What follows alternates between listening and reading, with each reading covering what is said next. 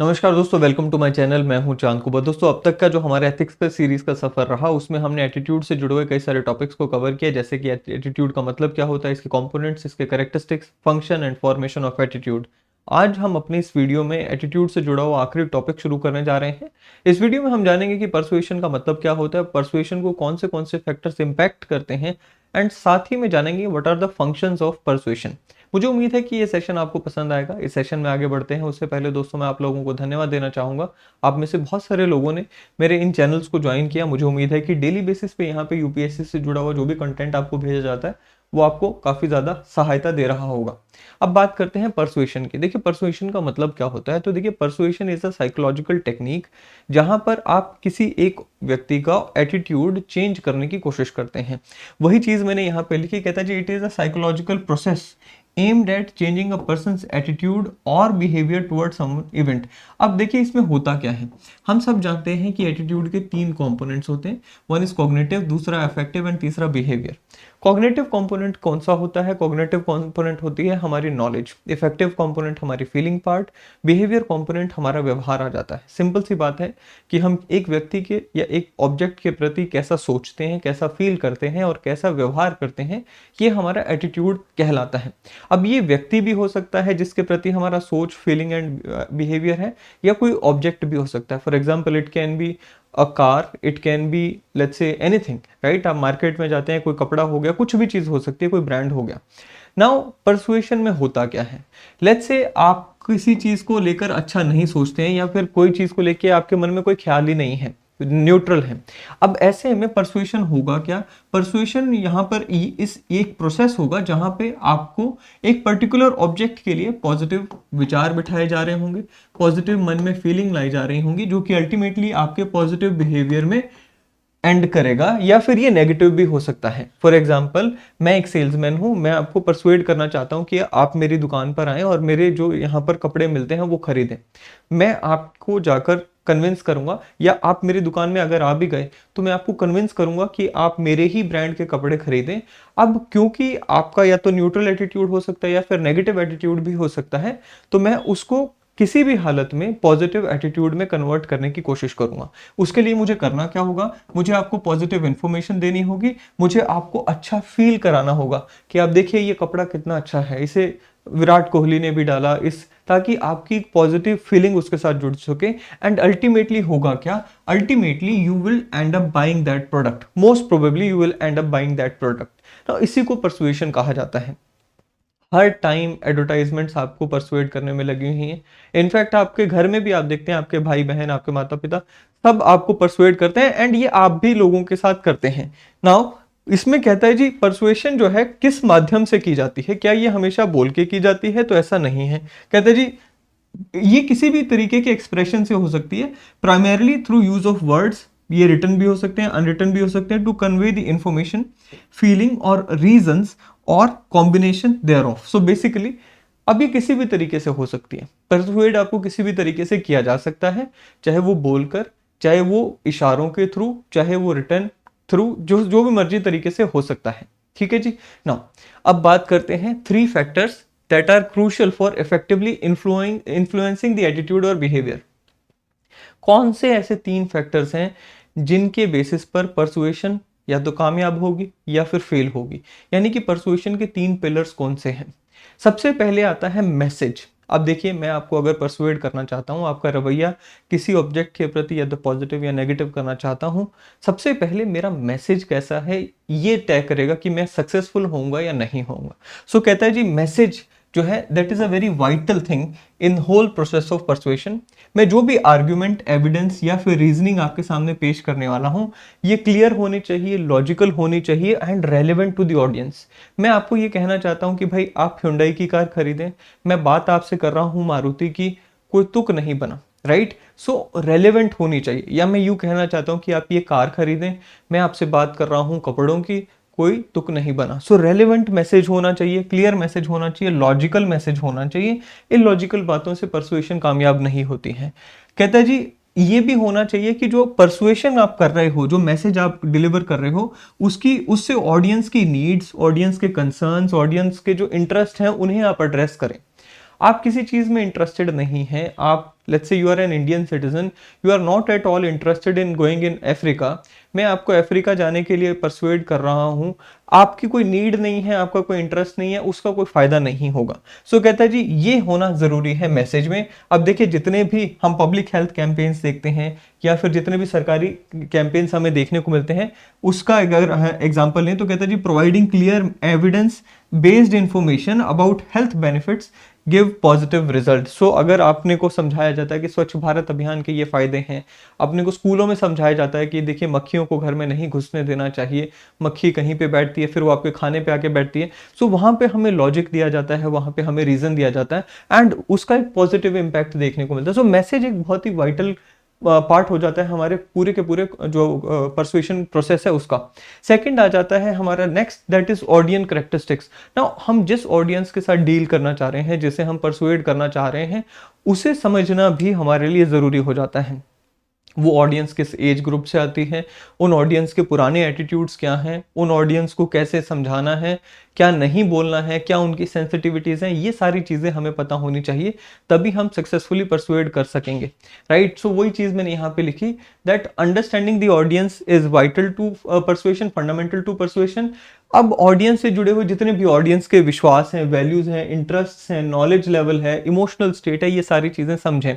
For example अगर मैं एक एसडीएम हूँ, मुझे पता चला कि मेरे शहर में एक व्यापारी का मर्डर हो गया। अब व्यापारी की वो जो जिसका मर्डर हुआ है, क्योंकि he was a sole breadwinner of the family, उसके जो घर वाले हैं वो घर वाले रोड पर उसकी डेड बॉडी को लेकर प्रोटेस्ट कर रहे हैं। ऐसे में मुझे जाकर उन्हें समझाना है कि आप यहाँ से हट जाएं। मुझे ये समझना होगा कि उनका स्टेट ऑफ इमोशन क्या है, वो गुस्से में हैं, वो क्यों परेशान हैं, वो रो रहे हैं, बिलख रहे हैं। मैं वहाँ पर जाके ज़्यादा रूल नहीं झाड़ सकता, मैं वहाँ पे जाके ये नहीं कह सकता कि आप ये जो कर रहे हो ये इलीगल है। मुझे ये समझना होगा कि what is their state of mind and accordingly I will have to address them.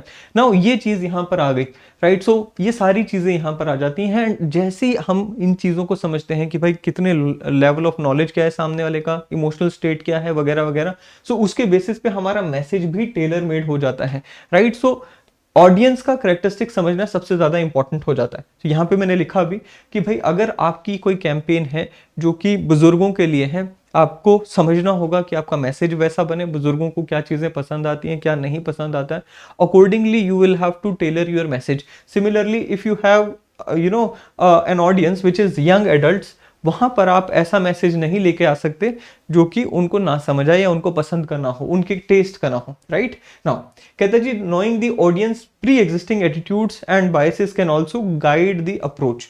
अब सामने वाला शुरू से किसी एक पर्टिकुलर चीज को लेकर कैसे विचार रखता है, कैसा उनका एटीट्यूड है, ये भी हमें पता होना चाहिए, बिकॉज उसके बेसिस पे भी हम उनके एटीट्यूड को या तो डायरेक्टली, लेट्स से अगर सामने वाला कोई ऐसा है जो कि महिलाओं के प्रति नेगेटिव एटीट्यूड रखता है, राइट। एक ऐसे गांव में गए जहाँ पे कुछ लोग हैं, बुजुर्ग हैं या जो भी हैं, वो महिलाओं के लिए नेगेटिव एटीट्यूड रखते हैं, उनको लगता है कि महिलाओं को घर से नहीं निकलने देना चाहिए।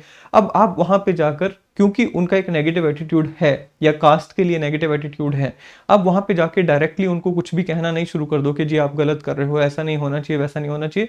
यू हैव टू अंडरस्टैंड कि हम इनडायरेक्ट मैसेजिंग वहां पर करें। इनडायरेक्ट कैसे? Let's say you are N SDM, आप वहां पे जाके दूसरों को ये समझाना नहीं शुरू कर दोगे कि आप कास्ट के बेसिस पे डिस्क्रिमिनेट ना करें। आप वहां पे जाके खुद एक मैसेज सेट करते हो, सभी कास्ट के लोगों के साथ बैठते हो। हमने एक केस स्टडी भी डिस्कस करते हैं हम। Let's say that you are an sarpanch of a village, आपके स्कूल वहाँ पे गांव में एक हाई स्कूल है, वहाँ पे हेडमास्टर ने एक नए कुक को भर्ती किया, कुक दलित था।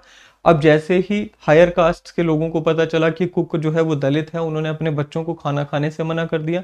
धीरे धीरे होगा क्या, कहता जी धीरे धीरे स्कूल में से बच्चे आने बंद हो जाएंगे, अल्टीमेटली स्कूल बंद करने की नौबत आ जाएगी। Now being a sarpanch what will you do? ऐसी सिचुएशन में because you are a sarpanch what will you do? आपको यहाँ पर जाकर उनके साथ, गांव वालों के साथ डायरेक्टली यहाँ पे बहस नहीं करनी है। You have to set example by yourself because you know कि गांव वालों का दलित्स के खिलाफ नेगेटिव एटीट्यूड है। So you have to tailor made your strategy accordingly. You have to understand कि उनका एटीट्यूड कैसा है, मैं उनके एटीट्यूड को कैसे इन्फ्लुएंस करूं। सो ये चीज यहाँ पे आ जाती है। फिर नेक्स्ट आता है जी क्रेडिबिलिटी ऑफ द सोर्स। अब देखिए ये तीसरा एंड सबसे अहम करेक्टरिस्टिक है। आपने देखा होगा कि जो भी एडवर्टाइजमेंट्स होती हैं उसमें जनरली जो लोग आते हैं वो यंगस्टर्स आते हैं, गुड लुकिंग लोग आते हैं। ऐसा क्यों होता है? बिकॉज उनकी क्रेडिबिलिटी खास करके अगर हम बात करें ब्यूटी प्रोडक्ट्स के केस में ज़्यादा बन जाती है, राइट? आपने देखा होगा, या फिर जो लग्जरी गाड़ियां हैं इन सब के केस में। वहीं पे अगर मैं आपसे पूछूं, आपने टूथपेस्ट की ऐड देखी होगी, टूथपेस्ट की ऐड में एक व्यक्ति कोड डालकर आता है, वो कहता है जी डेंटिस्ट का सुझाया हुआ नंबर 1 प्रोडक्ट। अब ऐसा किस लिए, राइट? क्योंकि हम भरोसा उस पर करते हैं जो कि हमें लगता है कि समझदार है, क्योंकि हेल्थ का मामला है। सो क्रेडिबिलिटी ऑफ द सोर्स जो हमें मैसेज दे रहा है उसके ऊपर भी डिपेंड करता है, निर्भर करता है कि जो परसुएशन है वो कितनी सक्सेसफुल होगी। वही चीज को मैंने यहाँ लिखा, कहता है जी the persuasiveness of a message is heavily influenced by the audience's perception of the source credibility. अब ऑडियंस सोर्स जिसके थ्रू मैसेज आ रहा है उसे कितना क्रेडिबल मानती है, उस पर भी डिपेंड करता है कि मैसेज कितना असरदार होगा। सोर्स की एक्सपर्टीज, ट्रस्टवर्दीनेस एंड अट्रैक्टिवनेस, ये तीनों चीजें वहां पर काम करती हैं। अगर सोर्स अट्रैक्टिव है तो कई सारी जगहों पर, जैसे खास करके कमर्शियल, अगर मैं एडवर्टाइजमेंट्स की बात करूं, वहां पर ये चीजें काम करती हैं। सोर्स का एक्सपर्टीज खास करके उन मामलों में जो कि हेल्थ से जुड़े हुए हैं। एंड तीसरा जो है, कहता है जी ट्रस्टवर्दीनेस, अगेन वहीं पर जहां पर हेल्थ आ गए और सीरियस इश्यूज आ गए वहां पर ये सारी चीजें काम करती हैं। कहता है जी a source is seen as knowledgeable and unbiased is more likely to be persuasive। अब कोई ऐसा सोर्स है जो अनबायस्ड लगता है या नॉलेजेबल समझा जाता है, उसका ज्यादा इंपैक्ट होगा ऑडियंस पे। फॉर एग्जाम्पल अगर हम बात करें अमिताभ बच्चन की, नाउ अगेन स्वच्छ भारत अभियान हो, बेटी पढ़ाओ बेटी बचाओ हो, कोई भी ऐसी कैंपेन्स होती हैं, सचिन तेंदुलकर हैं, डॉक्टर अब्दुल कलाम थे। अब ये सारे वो लोग हैं जिनको आप क्रेडिबल समझते हैं, जिनको आप समझदार समझते हैं, नॉलेजेबल, इसीलिए सरकार इनको लेकर आती है पिक्चर में ना। फिर अब यहाँ पर एग्जांपल भी कहता है जी a well respected scientist discussing the climate change carries more persuasive weight than a celebrity with no expertise in the subject. अब जैसे कि मैंने आपको कहा कि जो सीरियस इश्यूज खास करके आ जाते हैं, रेलेवेंट इश्यूज, वहां पर हमें सोर्स जो है वो ट्रस्ट वर्दी चाहिए। तो यहाँ पे हमने साइंटिस्ट का एग्जांपल लिया। साइंटिस्ट अगर कोई बात कहेगा हमें ज़्यादा समझ आएगी रादर देन लेट्स से कोई यंगस्टर आकर, कोई सेलिब्रिटी आकर कह दे, क्योंकि हमें पता है कि उसका कोई एक्सपर्टीज नहीं है। इसी तरह से अगर हम बात करें कमर्शियल्स में, वहाँ पर अट्रैक्टिव एंड लाइकेबल जो लोग होते हैं उनका ज़्यादा इन्फ्लुएंस हमें देखने को मिलता है। अब ये 3 फैक्टर्स हैं जो कि हमारी परसुएशन कामयाब होगी नहीं होगी, किस हद तक कामयाब या फेल होगी, उसको तय करते हैं। अब हम बात कर लेते हैं what are the functions of persuasion. हम सब जानते हैं कि पहला एंड सबसे मोस्ट इंपॉर्टेंट फंक्शन क्या है, एटीट्यूड को बदलना। बट हम यहाँ तक नहीं रुक सकते, क्योंकि यूपीएससी कई बार हमसे पूछ लेता है जी what are the functions of persuasion. So हमें और भी चीज़ों का पता होना चाहिए। फंक्शंस का कहने का मतलब ये है कि सिर्फ एटीट्यूड चेंज करता है, यहाँ तक नहीं रुकना। रियल लाइफ में हमें क्या क्या फंक्शंस देखने को मिलते हैं वो हम यहाँ पर लिखेंगे। चलिए समझते हैं एक एक करके। कहते हैं जी persuasion serves several important functions in both interpersonal and societal context. कौन से हैं? सबसे पहला क्या है, चेंजिंग और री-इन्फोर्सिंग एटीट्यूड्स एंड बिलीफ्स। अब हमने क्या कहा कि एटीट्यूड को चेंज किया जाता है, पॉजिटिव से नेगेटिव, नेगेटिव से पॉजिटिव बनाया जाता है, या फिर positive to more positive, negative to more negative बनाया जाता है। सो री-इन्फोर्सिंग का मतलब क्या है, कोई एटीट्यूड है उसे आपने ज्यादा पॉजिटिव या फिर ज्यादा नेगेटिव बना दिया, राइट, उसे हम री-इन्फोर्सिंग कहते हैं। सो लेट्स से आप एक पॉलिटिकल कैंपेन में जाते हैं, कोई रैली में जाते हैं, let's say you go to a BJP rally. अब बीजेपी की रैली में अगर कोई बीजेपी का ही फॉलोअर आया हुआ है, उसका एटीट्यूड टुवर्ड्स बीजेपी और ज़्यादा इन्फोर्स हो जाएगा। अगर कोई कांग्रेस का आया हुआ है, उसे बीजेपी वालों की बात समझ आ गई, तो उसका एटीट्यूड कांग्रेस के प्रति जो पॉजिटिव था हो सकता है वो नेगेटिव हो जाए, बीजेपी के लिए जो नेगेटिव था हो सकता है वो पॉजिटिव हो जाए। सो परसुएशन। दूसरा क्या है, फैसिलिटेटिंग डिसीजन मेकिंग। अब आप अपने आप को इमेजिन करें, जब आप मार्केट में जाते हैं तो आप का कोई let's say you go and you want to buy toothpaste. आप जो ब्रांड यूज करते हैं, जनरली जो बचपन से यूज करते आ रहे हैं, वो मिला नहीं, अब नेसेसरी है, आपको चाहिए टूथपेस्ट, क्या करेंगे? आप वहां पे दुकानदार से पूछेंगे, दुकानदार आपको 3 टूथपेस्ट दिखाएगा, तीनों के फायदे बताएगा। अब दुकानदार आपके केस में कर क्या रहा है, जो उसमें उसको बेचना है, सबसे ज्यादा उसको लगता है कि इससे मेरे को फायदा होगा, उसके सबसे ज्यादा आपको बेनिफिट बता देगा एंड आपको जो समझ आएगा उसके बेसिस पे आप खरीद लोगे। सो अल्टीमेटली दुकानदार आपको 3 प्रोडक्ट दिखा रहा है, उसमें से एक के प्रति आपका सबसे ज्यादा पॉजिटिव एटीट्यूड बन जाएगा। Ultimately you will be in a position to take decision. So जहां पे भी मल्टीपल चॉइसेस आ सकती हैं, आ जाती हैं बेसिकली, वहां पर अगेन अगर आपके सामने कुछ 2 ऐसे प्रोडक्ट हैं जहां पर एक में आपका नेगेटिव एटीट्यूड है, दूसरे के प्रति पॉजिटिव है, फिर तो काम ही खत्म हो गया। जो पॉजिटिव वाला है वो आप ले लोगे। लेकिन अगर मान लीजिए कुछ ऐसी चॉइसेस आ गई जहां पर एक के प्रति आपका नॉर्मली पॉजिटिव एटीट्यूड है, फिर मॉडरेटली पॉजिटिव एटीट्यूड है एंड तीसरे प्रोडक्ट के लिए वेरी पॉजिटिव एटीट्यूड है, तो वहां पर आप क्या खरीदोगे? वेरी पॉजिटिव एटीट्यूड वाला चीज खरीदोगे। सो अगेन डिसीजन मेकिंग में एटीट्यूड हेल्प करता है, परसुएशन आपकी हेल्प करती है। फिर कहता है जी कॉन्फ्लिक्ट रेजोल्यूशन। कॉन्फ्लिक्ट रेजोल्यूशन में आपकी कैसे हेल्प करता है परसुएशन टेक्निक? परसुएशन टेक्निक में हमने अभी क्या कहा? परसुएशन टेक्निक में हमने ये कहा कि भाई देखो, आपको क्लियर लॉजिकल मैसेज देना होता है। मैसेज देकर सामने वाले का जो एटीट्यूड है उसे बदलना होता है एंड उससे आप परसुएड करते हैं। अब कन्फ्लिक्ट क्यों आता है? कन्फ्लिक्ट इसलिए आ जाता है क्योंकि मैं let's say I have a negative attitude towards a person, right, and सामने वाला मुझे अपने एक्शन से या अपने वर्ड से परसुएड करने की कोशिश करता है कि भाई देखो, मैं उतना भी बुरा नहीं हूं जिसकी वजह से आप मेरे खिलाफ नेगेटिव एटीट्यूड रखो। सो जैसे वो आपको परसुएड कर लेता है, वो कन्फ्लिक्टिंग जो इश्यूज हैं वो कम हो जाते हैं। सो कहीं ना कहीं परसुएशन की वजह से कन्फ्लिक्ट्स को भी रिजॉल्व किया जाता है। ठीक है। सो कन्फ्लिक्ट रेजोल्यूशन कहता है जी, persuasion can be used to resolve conflicts by presenting arguments and information that leads parties to mutually acceptable solution. तो ये होता है परसुएशन का एक और फंक्शन। फिर आता है प्रमोटिंग पब्लिक वेलफेयर। ना पब्लिक वेलफेयर को कैसे प्रमोट किया जाता है? तो देखिए अगेन, पब्लिक वेलफेयर के लिए जैसे हमने अभी बात की कि बेटी बचाओ बेटी पढ़ाओ, उसके प्रति आपका एक पॉजिटिव एटीट्यूड बेटियों के लिए जनरेट किया गया। स्वच्छ भारत अभियान में सफाई के लिए पॉजिटिव एटीट्यूड को बनाया गया।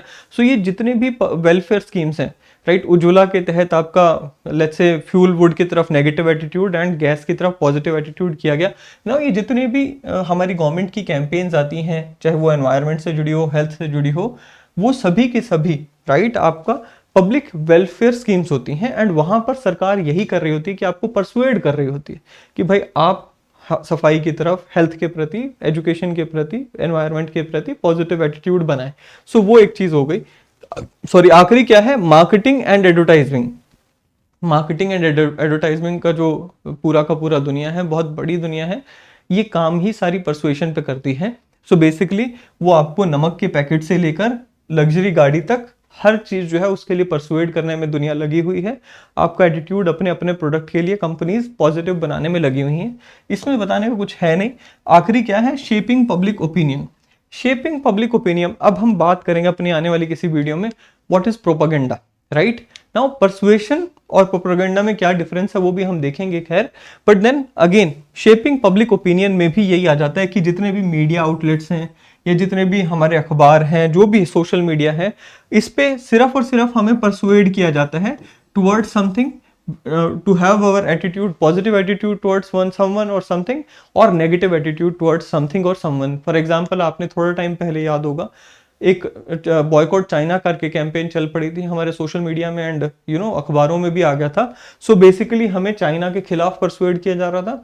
अभी कई बार हम देखते हैं, अब जैसे बीजेपी या कांग्रेस की रैलीज होती हैं तो उसमें भी क्या होता है, हमें पब्लिक ओपिनियन को शेप किया जाता है। सो पब्लिक का मास लेवल पे परसुएशन जब चलती है, उससे शेपिंग पब्लिक ओपिनियन वाला फंक्शन निभाती है परसुएशन। सो ये कुछ फंक्शंस हैं जो कि परसुएशन के हमें देखने को मिलते हैं। मुझे उम्मीद है कि आपको परसुएशन का मतलब, characteristics that influence persuasion technique and functions of persuasion, ये समझ आया होगा।